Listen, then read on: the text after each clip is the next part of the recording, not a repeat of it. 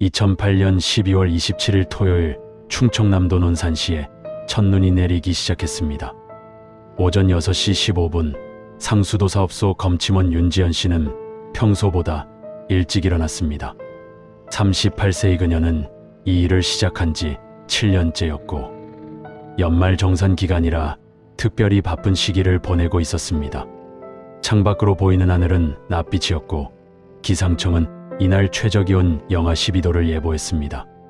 그녀는 두꺼운 방한복을 꺼내 입으며 남편에게 말했습니다. 오늘은 좀 늦을 것 같아요. 재검침이 많아서요. 남편은 졸린 눈을 비비며 대답했습니다. 조심해요. 길이 미끄러울 텐데. 이야기를 시작하기 전에 잠깐만요. 구독과 좋아요는 잊혀진 이름을 기억하게 하는 작은 불빛이 됩니다. 이야기가 끝난 후 사건에 대한 여러분들의 생각을 댓글로 남겨주세요. 사라진 진실을 조용히 기록하는 곳. 그날 남겨진 기록입니다. 7시 정각 윤지연 씨는 회사 차량에 시동을 걸었습니다.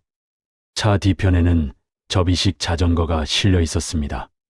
좁은 골목이 많은 곳은 차량 진입이 어려워 검침원들은 주로 자전거를 이용했습니다.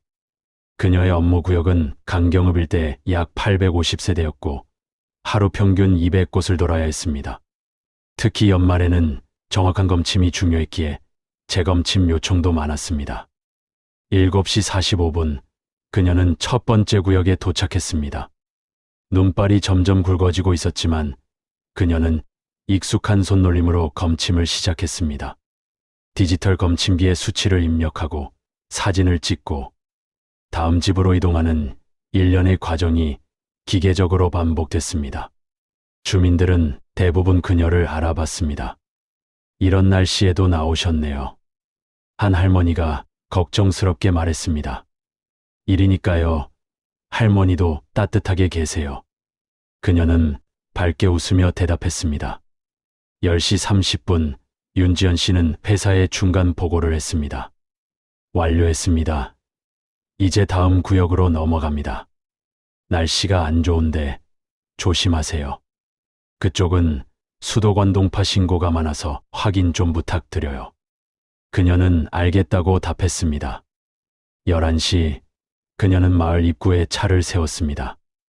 논산시 외곽의 작은 마을로 주민 대부분이 고령자였습니다. 마을 진입로는 폭 3m 정도의 좁은 길이었고 양옆으로 낡은 단층 주택들이 늘어서 있었습니다. 그녀는 자전거를 내려 천천히 페달을 밟기 시작했습니다. 눈은 이미 5cm 이상 쌓여 있었고 자전거 바퀴 자국이 선명하게 남았습니다. 12시 15분 그녀는 계속해서 검침을 진행했습니다.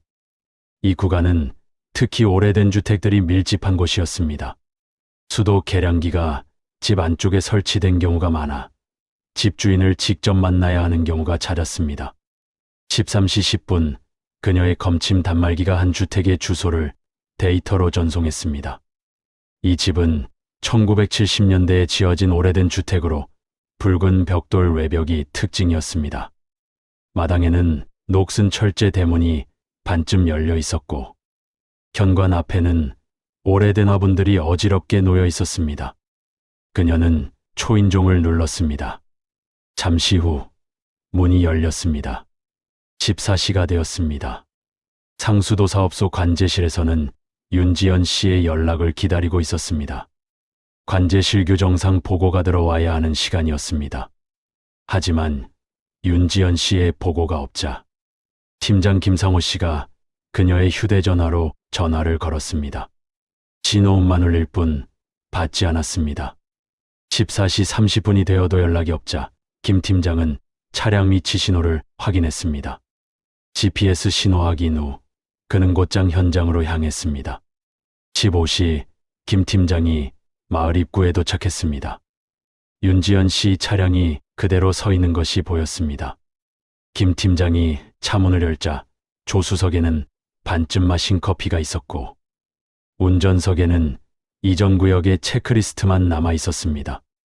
마을을 돌며 윤지연 씨를 찾아보던 김 팀장은 경찰에 실종 신고를 했습니다. 파출소에서 출동한 경찰관들은 먼저 차량 주변을 수색했습니다. 자전거는 없었습니다. 눈 위에 남은 바퀴 자국을 따라가 보니 마을 안쪽으로 이어져 있었습니다.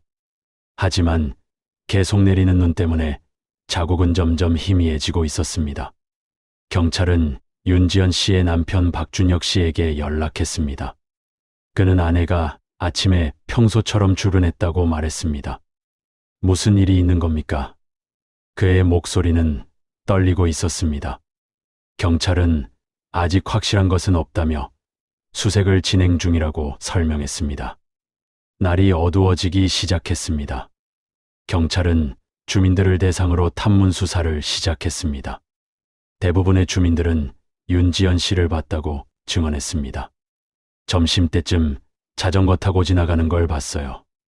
검침하러 왔다고 인사했는데 그 뒤로는 못 봤습니다. 증언들은 대체로 일치했습니다. 그녀는 13시경까지 정상적으로 업무를 수행하고 있었습니다. 경찰은 수색 범위를 확대했습니다.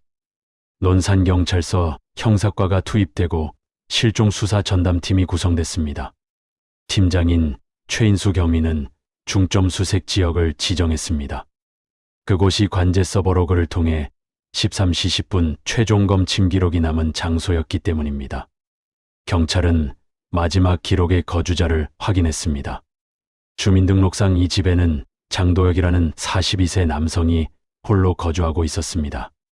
이웃 주민들의 증언에 따르면 그는 원래 배관공으로 일했지만 2년 전 허리 부상으로 일을 그만뒀다고 했습니다. 이후로는 집에서 거의 나오지 않고 가끔 인력사무소에서 일용직을 구한다고 했습니다. 경찰이 장도혁의 집을 방문했습니다. 초인종을 여러 번 눌렀지만 응답이 없었습니다. 이웃집 주민이 나와서 말했습니다. 낮에는 잘 안 나와요. 밤에 가끔 나가는 것 같던데. 경찰은 계속 문을 두드렸습니다. 10분쯤 지나자 안에서 발소리가 들렸습니다. 문이 열리고 장도혁이 모습을 드러냈습니다. 그는 담배를 입에 문 채로 경찰을 바라봤습니다. 무슨 일이십니까? 목소리는 낮고 거칠었습니다. 경찰이 신분을 밝히고 윤지연 씨의 실종 사실을 설명하자 그는 잠시 침묵했습니다. 아, 검침원이요? 왔었죠. 점심때쯤인가. 수도 계량기 봤어요. 경찰이 구체적인 시간을 묻자 그는 대답했습니다. 정확히는 모르겠는데 1시쯤이었나? 수도관이 얼었다고 해서 같이 봤어요. 해동제 뿌리고 금방 갔습니다. 경찰은 장도혁의 집 안을 둘러보기로 했습니다. 그는 마지못해 동의했습니다. 집 안은 어둡고 습했습니다. 거실에는 오래된 소파와 브라운관 TV가 있었고 벽에는 2006년 달력이 그대로 걸려 있었습니다. 부엌 싱크대에는 그릇이 쌓여 있었고 바닥은 끈적거렸습니다. 형사들은 특별히 의심스러운 점을 찾지 못했습니다. 다만 보일러실 문이 자물쇠로 잠겨 있는 것이 눈에 띄었습니다. 23시 첫날 수색이 일단 마무리됐습니다. 윤지연 씨는 여전히 행방을 알 수 없었고 그녀의 자전거도 발견되지 않았습니다. 경찰은 다음 날 아침부터 대대적인 수색을 펼치기로 했습니다. 그날 밤 논산 지역의 기온은 영하 15도까지 떨어졌습니다. 눈은 계속 내렸고 모든 흔적을 덮어버리고 있었습니다. 12월 28일 실종 이틀째 아침이 밝았습니다. 오전 6시 논산경찰서는 경찰 인력 15명과 소방대원 6명을 동원해 수색을 시작했습니다. 인근 야산과 저수지까지 수색 범위를 확대했습니다. 주민들도 자발적으로 수색에 참여했습니다. 하지만 전날 밤 내린 눈이 쌓여 수색은 쉽지 않았습니다. 오전 9시 형사들은 다시 장도혁의 집을 방문했습니다. 이번에는 좀 더 자세한 조사를 위해서였습니다.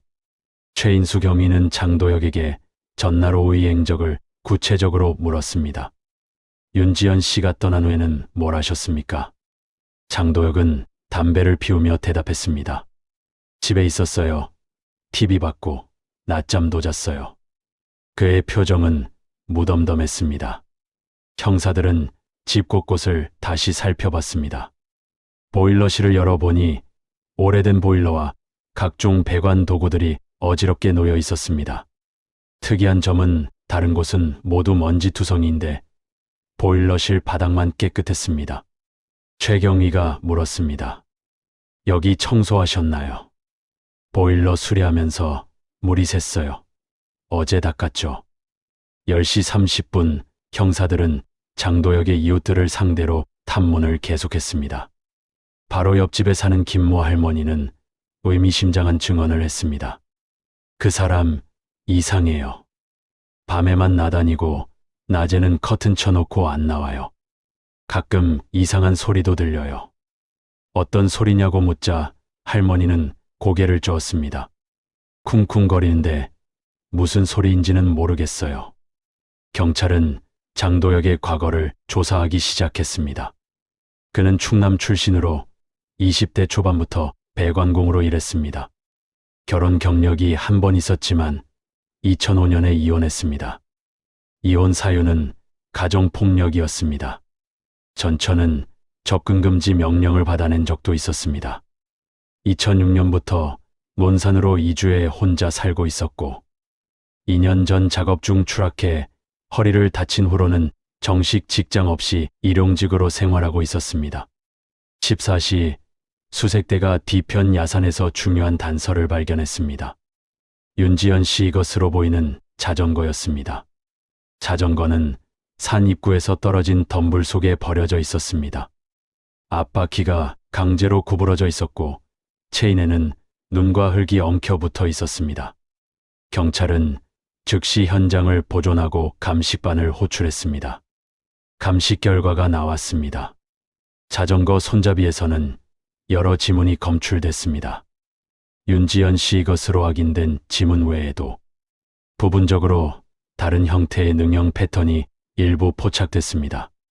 지문은 마모와 얼음층으로 인해 완전하지 않았지만 감식반은 타인이 자전거를 한 차례 이상 다뤘을 가능성이 높다고 판단했습니다. 경찰은 이 결과를 근거로 실종 사건을 단순 실종이 아닌 외부 개입이 있는 납치 혹은 폭행 사건으로 수사 방향을 전환했습니다. 자전거가 숨겨진 위치와 상태로 볼 때 누군가 의도적으로 은닉한 것이 분명했습니다. 17시 경찰은 장도역을 중요 참고인으로 경찰서에 동행 요청했습니다. 그는 처음에는 거부했지만 형사들의 설득에 마지못해 응했습니다. 조사실에서 그는 여전히 같은 주장을 반복했습니다. 검침원이 온 건 맞지만 금방 갔어요. 그 후로는 못 봤습니다. 하지만 그의 진술에는 미묘한 모순이 있었습니다. 처음에는 1시쯤이라고 했다가 나중에는 1시 30분이라고 했고 또다시 물으니 정확한 시간은 모른다고 했습니다. 형사들은 장도역의 휴대전화 기록을 확인했습니다. 12월 27일 13시 45분에 인력사무소에 전화를 걸었고 14시 35분에는 편의점에서 물건을 구매한 것이 확인됐습니다. 편의점은 차로 10분 거리에 있었습니다. 그가 집에만 있었다는 주장과 맞지 않았습니다. 장도역은 진술을 바꿨습니다. 오후에 잠깐 나갔다 왔어요. 담배 사러요. 그걸 깜빡했네요. 형사들이 추궁하자 그는 당황한 기색을 보였습니다. 정신이 없어서 실종이랑은 관계없어요. 정말이에요. 하지만 형사들은 그의 알리바이에 의구심을 품기 시작했습니다. 자정 무렵 장도역은 일단 귀가 조치됐습니다. 긴급 체포 요건을 검토했지만 직접적인 증거가 없어 신중히 접근하기로 했습니다. 하지만 경찰은 그를 감시하기로 했습니다. 무언가 숨기고 있는 것은 분명해 보였습니다. 그날 밤 장도역의 집에는 불이 켜져 있었습니다. 커튼 너머로 희미하게 사람의 그림자가 움직이고 있었습니다. 12월 29일 실종 3일째였습니다. 오전 7시 윤지연 씨의 가족들이 논산경찰서에 모였습니다. 남편 박준혁 씨는 이틀 동안 잠을 못 잔 듯 초췌해 보였습니다. 윤지연 씨의 어머니는 눈물을 멈추지 못했습니다. 경찰은 최선을 다해 수색하고 있다고 위로했지만 가족들의 불안은 거저만 갔습니다. 경찰은 장도혁의 휴대전화 위치 추적을 실시했습니다.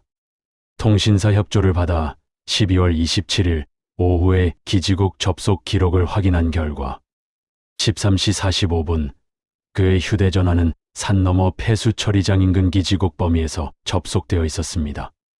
왜 그는 그곳에 갔던 것일까요? 14시 형사들은 폐수 처리장 일대를 수색했습니다. 폐수 처리장은 이미 5년 전에 폐쇄된 곳으로 주변에는 폐건물과 쓰레기들이 방치되어 있었습니다. 수색 중 형사들은 불에 탄 흔적이 있는 곳을 발견했습니다. 제 속에서는 타다 11,000 조각과 플라스틱 조각들이 나왔습니다. 그리고 그 옆에는 롤 형태의 절연 테이프 하나가 버려져 있었습니다. 감식반이 현장에서 수거한 증거물을 분석했습니다. 타다 11,000 조각은 검은색 방한복의 일부로 보였고 플라스틱 조각은 휴대전화 케이스의 일부였습니다. 절연 테이프에서는 부분적인 지문이 발견됐습니다. 이 증거들이 윤지연 씨와 직접적인 관련이 있는지는 추가 분석이 필요했습니다. 18시 경찰은 다시 장도혁을 소환했습니다. 이번에는 폐수 처리장에 간 이유를 물었습니다. 그는 처음에는 부인했지만 기지국 기록을 들이대자 마지못해 인정했습니다. 쓰레기 버리러 갔어요. 집에 있던 오래된 짐들을요. 왜 굳이 그곳까지 갔냐고 묻자 그는 대답했습니다. 남들 눈에 안 띄는 곳에 버리고 싶어서요. 형사들은 장도혁의 집을 압수수색하기로 했습니다.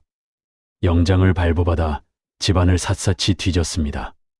옷장 구석에서 여러 개의 절연 테이프와 케이블 타이가 발견됐습니다. 그리고 핏자국이 묻은 수건 한 장이 나왔습니다. 장도혁은 코피가 났을 때 썼다고 주장했지만 형사들은 의심스러워했습니다. 21시 편의점 CCTV를 확인한 결과가 나왔습니다. 장도혁은 라이터와 물티슈를 구매했고 그의 옷차림이 이상했습니다. 검은색 점퍼를 입고 있었는데 소매 부분에 뭔가 묻은 것처럼 보였습니다. 화질이 좋지 않아 확실하지 않았지만 붉은색 얼룩처럼 보였습니다. 경찰은 수사 상황을 정리했습니다. 장도혁은 여전히 핵심 용의자였지만 결정적인 증거가 부족했습니다. 자전거에서 나온 지문과 장도혁의 지문을 대조한 결과 일치하지 않았습니다. 하지만 그가 장갑을 꼈을 가능성도 있었습니다. 수사는 난항에 빠진 것처럼 보였습니다. 12월 30일 실종 4일째 아침이었습니다. 새벽 5시 최인수 경위는 잠을 이루지 못하고 사건 파일을 다시 검토하고 있었습니다. 장도혁의 진술, 현장 증거, 무언가 빠진 조각이 있는 것 같았습니다. 특히 장도혁이 폐수 처리장에 간 이유가 석연치 않았습니다. 단순히 쓰레기를 버리러 갔다고 하기엔 시간과 장소가 너무 의심스러웠습니다. 장도혁의 집에서 발견된 수건의 혈흔을 분석한 결과 혈액형이 A형으로 확인됐습니다. 윤지연 씨와 같은 혈액형이었습니다. DNA 분석을 의뢰했지만 결과가 나오려면 며칠이 더 걸릴 예정이었습니다. 경찰은 장도혁의 과거를 더 깊이 파헤쳤습니다. 그의 전처를 찾아 인터뷰했습니다. 전처 김모 씨는 떨리는 목소리로 말했습니다. 그 사람 평소엔 조용한데 화나면 돌변해요. 물건을 집어던지고 벽을 치고 맞은 적도 여러 번 있어요. 그래서 도망치듯이 혼냈어요. 정오, 장도혁의 알리바이를 확인하는 과정에서 새로운 사실이 발견됐습니다. 그가 인력사무소에 전화한 13시 45분은 윤지연 씨가 실종된 직후였습니다. 통화 내용을 확인한 결과 오늘은 일 못 나간다는 내용이었습니다. 왜 갑자기 일을 취소했을까요? 형사들은 장도혁을 다시 조사실로 불렀습니다. 이번에는 좀 더 강하게 추궁했습니다. 폐수 처리장에서 뭘 태운 겁니까? 그냥 쓰레기라니까요. 형사들이 증거물 사진을 보여주며 압박하자 그의 표정이 조금씩 변하기 시작했습니다. 신문이 계속됐습니다. 윤지연 씨가 당신 집에 왔을 때 무슨 일이 있었습니까? 장도혁은 고개를 저었습니다. 아무 일도 없었어요. 그럼 왜 당신 집 수건에 피가 묻어 있죠? 코피 났다니까요. 윤지연 씨와 같은 A형 혈액인데요. 저도 A형이에요. 18시 경찰은 장도혁의 집을 다시 수색했습니다. 이번에는 발광 시약을 이용한 혈흔 검사를 실시했습니다. 놀랍게도 거실 바닥과 현관 쪽에서 희미한 혈흔 반응이 나타났습니다. 누군가 피를 닦아내는 적이었습니다. 보일러실 바닥에서도 마찬가지 반응이 나왔습니다. 장도혁이 보일러 수리 중 물이 샜다고 한 곳이었습니다. 장도혁은 변호사를 요구했습니다. 그는 더 이상 진술을 거부했습니다. 억울해요. 전 아무것도 안 했어요. 그의 목소리는 떨렸지만 눈빛은 여전히 차가웠습니다. 형사들은 그를 계속 조사하고 싶었지만 결정적인 증거 없이는 더 이상 구금하기 어려웠습니다. 22시 수사팀은 긴급 회의를 열었습니다. 최인수 경위는 말했습니다. 정황상 장도혁이 용의자인 건 분명합니다. 하지만 시신이나 직접적인 증거가 없으면 기소하기 어렵습니다. 자정, 장도혁은 귀가했습니다. 그는 집에 돌아와 커튼을 치고 불을 껐습니다. 하지만 잠시 후 보일러실에서 희미한 불빛이 새어나왔습니다. 감시 중이던 형사는 그가 무언가를 태우는 것 같다고 보고했습니다. 한편 윤지연 씨의 가족들은 경찰서 앞에서 밤을 새우고 있었습니다. 어머니는 딸의 사진을 품에 안고 기도했습니다. 지연아, 어디 있니? 엄마가 기다리고 있어. 1월 5일 실종 10일째가 되었습니다. 새해가 지났지만 수색은 계속됐습니다. 날씨는 더욱 추워졌고 논산 지역의 아침 기온은 영하 18도를 기록했습니다. 이런 혹독한 추위 속에서도 경찰과 소방대원들은 수색을 멈추지 않았습니다. 하지만 윤지연 씨의 행방은 여전히 오리무중이었습니다. 오전 9시 상수도 사업소에서 이상한 신고가 들어왔습니다. 장도혁 집의 수도 사용량이 12월 27일 이후로 전혀 없다는 것이었습니다. 겨울철임에도 10일 동안 수도를 전혀 사용하지 않는 것은 매우 이례적인 일이었습니다. 더구나 장도혁은 계속 그 집에 거주하고 있었습니다. 10시 30분 상수도 사업소 직원과 경찰이 함께 장도혁의 집을 방문했습니다. 계량기를 확인하려 했지만 계량기암 주변에 흙이 꽁꽁 얼어붙어 있었습니다. 마치 시멘트처럼 단단했습니다. 직원이 말했습니다. 이상하네요. 다른 집은 이렇게까지 얼지 않았는데 뭔가 물이 많이 스며든 것 같습니다. 11시 경찰은 곡괭이와 삽을 동원해 얼어붙은 흙을 파내기 시작했습니다. 작업은 쉽지 않았습니다. 흙이 비정상적으로 단단하게 얼어 있었고 깊이 파내려 갈수록 이상한 냄새가 났습니다. 30cm쯤 파내려가자 검은색 비닐이 나타났습니다. 11시 30분 형사들은 조심스럽게 비닐을 걷어냈습니다. 그 아래에는 붉은색 천이 보였습니다. 방한복처럼 보였습니다. 최인수 경위는 즉시 작업을 중단시키고 감식반을 호출했습니다.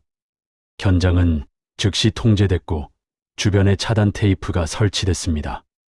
감식반이 도착해 본격적인 발굴 작업을 시작했습니다. 계량기암에서 불과 1m 떨어진 곳, 깊이 약 80cm 지점에서 시신이 발견됐습니다.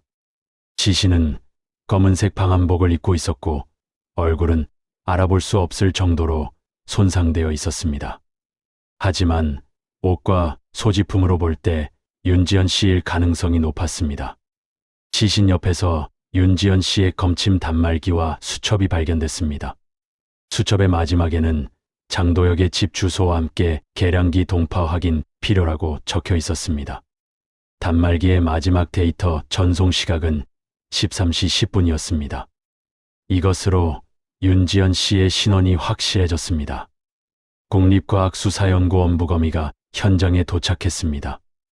예비 검시 결과 사인은 두부 외상으로 인한 뇌출혈로 추정됐습니다. 머리 뒤쪽에 심한 타박상이 있었고 방어 흔적으로 보이는 상처가 팔에 여러 개 있었습니다. 시신이 심하게 얼어 있어 정확한 사망 시각을 추정하기는 어려웠지만 실종 당일 사망한 것으로 보였습니다. 경찰은 장도혁을 긴급 체포했습니다. 그는 여전히 혐의를 부인했지만 시신이 그의 집 마당에서 발견된 이상 빠져나갈 길이 없었습니다. 형사들이 계속해서 추궁하자 그는 머리를 감싸 쥐고 울기 시작했습니다. 실수였어요. 정말 실수였어요. 장도혁은 자백하기 시작했습니다. 수도요금 때문에 말다툼이 있었어요.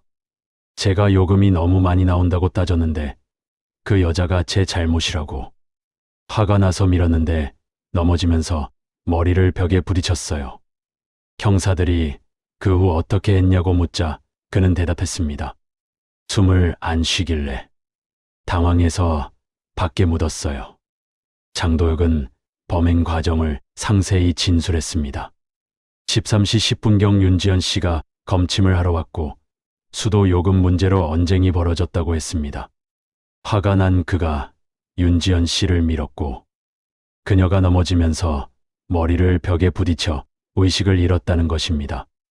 당황한 그는 시신을 집 밖으로 옮기려 했지만 대낮이라 불가능했고 급한 대로 마당에 묻었다고 했습니다.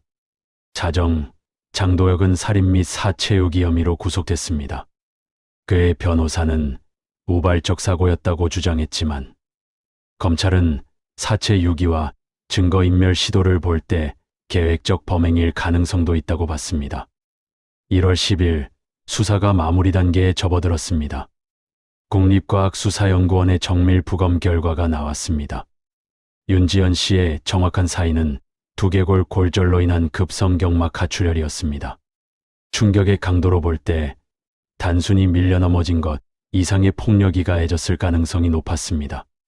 또한 목 부분에서 압박 흔적이 발견됐는데 이는 장도혁의 초기 진술과 맞지 않는 부분이었습니다. 검찰은 장도혁을 다시 조사했습니다. 이번에는 피의자 동의하에 거짓말 탐지기 조사도 병행했습니다. 그는 결국 추가 사실을 털어놨습니다. 넘어진 후에도 소리를 질러서 입을 막았어요. 그러다 목을 잠깐 눌렀는데 우발적 사고가 아니라 살인으로 이어진 과정이 드러났습니다. 또한 디지털 포렌식 결과 12월 27일 오후 자택 데스크톱 PC에서 시신 은닉 소각 방법 등 검색 기록이 확인됐습니다. 이는 그가 범행 후 계획적으로 은폐를 시도했음을 보여주는 증거였습니다. 1월 15일 검찰은 장도혁을 살인 및 사체유기, 증거인멸 혐의로 기소했습니다. 검찰은 피고인이 우발적 사고라고 주장하지만 범행 후 행동을 볼 때 명백한 살인 사건이라고 밝혔습니다. 또한 피해자가 공무 수행 중 피해를 입은 점을 감안해 중형을 구형할 예정이라고 덧붙였습니다. 3월 20일 1심 재판이 시작됐습니다. 법정에는 윤지연 씨의 유족들이 모두 참석했습니다. 남편 박준혁 씨는 아내는 성실한 사람이었습니다. 단지 자신의 일을 했을 뿐인데 라며 말을 잇지 못했습니다.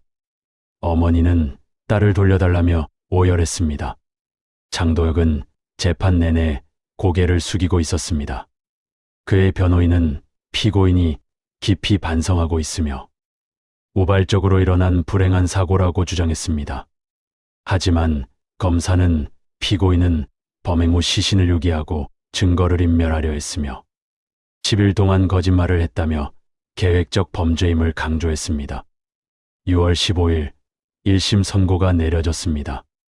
재판부는 피고인이 사소한 시비 끝에 피해자를 살해하고 시신을 유기한 죄질이 매우 무겁다며 징역 22년을 선고했습니다. 재판부는 또한 피고인이 끝까지 우발적 사고라고 주장하지만 범행 후 일련의 행동들은 명백한 살인 의도를 보여준다고 판시했습니다. 장도혁 측은 항소했지만 2심과 3심 모두 1심 판결을 유지했습니다. 대법원은 원심 판결에 법리오해가 없다며 상고를 기각했습니다. 장도혁은 현재 교도소에서 복역 중입니다. 사건 이후 검침원들의 안전 대책을 대폭 강화했습니다. GPS 추적 장치를 의무화하고자 했고, 또한 위험도가 높은 구역은 2인 1조 고정 투입이 원칙이 되었습니다. 하지만 이미 한 생명을 잃은 후의 대책이었습니다. 2024년 겨울 사건이 일어난 지 16년이 흘렀습니다. 장도혁이 구속된 후 집은 경매에 넘겨졌고 몇 차례 주인이 바뀌었지만 아무도 오래 살지 못했습니다. 현재는 철거를 앞두고 있습니다. 이제 70대가 된 어머니의 눈에는 여전히 눈물이 고이고 딸을 그리워합니다. 남편 박준혁 씨는 재혼하지 않고 혼자 살고 있습니다. 그는 아내의 유품을 모두 간직하고 있으며 매일 아침 아내의 사진 앞에 물 한 잔을 올립니다. 아직도 문 열고 들어올 것 같아요. 여보, 나왔어 하면서. 그의 머리는 이제 반백이 되었습니다. 윤지연 씨의 동료들은 매년 연말이면 모여 묵념을 올립니다. 현재 지침에 따라 검침원과 우편 배달부, 가스점검원 등 가가호호를 방문하는 현장 공무원들은 의무적으로 안전장비를 착용하고 위급 시 즉시 신고할 수 있는 비상호출 장치를 소지하고 있습니다. 마을 주민들은 사건을 잊으려 노력하지만 여전히 그날의 기억이 생생합니다. 그날도 이렇게 눈이 많이 왔어요. 검침원 아가씨가 자전거 타고 지나가는 걸 봤는데 인사도 밝게 하고, 그게 마지막일 줄 누가 알았겠어요. 한 할머니의 증언입니다.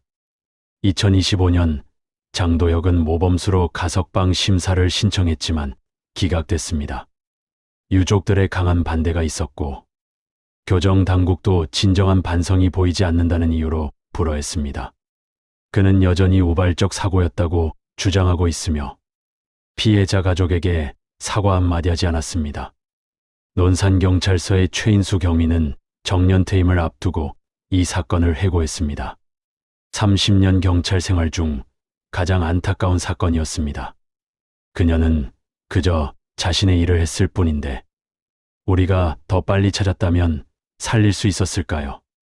그는 지금도 가끔 그날을 떠올린다고 합니다. 윤지연 씨의 마지막 검침 기록은 여전히 상수도 사업소 데이터베이스에 남아 있습니다. 그 기록은 영원히 삭제되지 않을 것입니다. 한 성실한 노동자의 마지막 순간을 기억하기 위해서입니다.